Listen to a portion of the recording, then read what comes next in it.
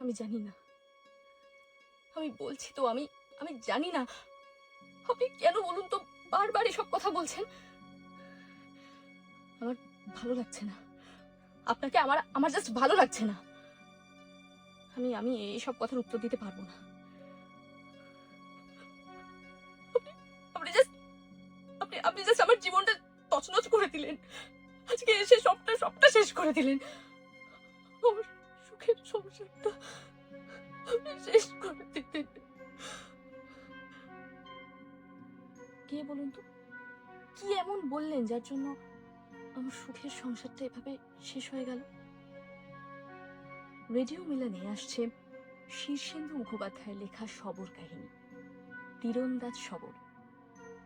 আর কেন আমার সংসারটা ভেঙে গেল, কি হলো, সেটা জানতে হলে কিন্তু শুনতেই হবে।